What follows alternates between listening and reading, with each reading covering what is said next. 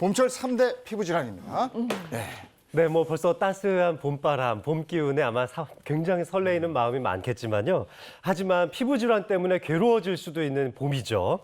특히 봄철에 주의해야 될 피부 질환 3가지에 대해서 차근차근 풀어드리겠습니다. 네, 자세히 설명을 한번 드리도록 할게요. 봄철 대표 피부 질환 3가지인데 첫 번째 뭔지 바로 보겠습니다.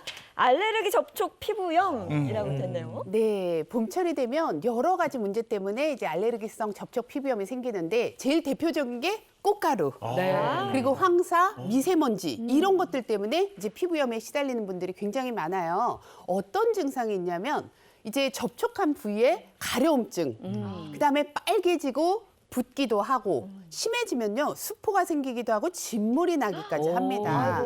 그리고요 이 알레르기성 접촉 피부염이라는 게 접촉한 부분 외에도 심하면 온몸까지 퍼지는 경우도 있어요. 그래서 굉장히 고통스러운 질환인데 매년 600만 명 정도가 이 질환으로 고통받는 아주 힘든 질환입니다.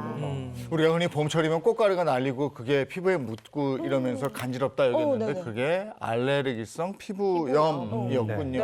네, 맞습니다. 특히 이제 3월에서 6월 이때 뭐 꽃가루, 미세먼지, 황사 이런 것들 때문에 알레르기성이 접촉 피부염이 생기게 되는데 이 중에서 미세먼지와 황사 안에는요 카드뮴 같은 이제 중금속이 많이 함유가 되어 있기 때문에 오히려 더 자극이 되고 이런 것 때문에 이제 접촉성 피부염이 잘 생기게 됩니다. 우리 실제 통계청에서 5년 단위로 황사 관측 일수를 살펴봤더니 2001년부터 2021년까지 모두 봄철에만 황사가 나타났다고 하니까요. 봄에 알레르기 피부 질환이 늘어날 수밖에 없는 것이겠죠.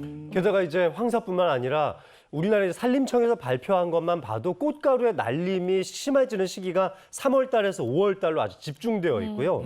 그리고 이런 피부 질환 때문에 진료를 받은 횟수에 대해서도 이 건강보험심사평가원에서 발표를 했는데 1월 달에 비해서 4월 달에 100만 명 이상 더 많이 늘어났다고 합니다. 이 피부 건강을 위한 각별한 주의가 필요하겠습니다. 그래서 저는 집에서 보면 요즘 봄철에 좀 집에서 싸움이 붙거든요. 뭐냐면은 저는 외출하고 바로 그냥 들어가서 씻고 나오고 실내복을 갈아입는데 이 아들내미는 그렇게 꼭 와서 뒹굴뒹굴 하다가 한 2-3시간 있다 그래가지고 맨날 싸우는데 역시 봄철에는 바로 씻는 게 좋은 거죠.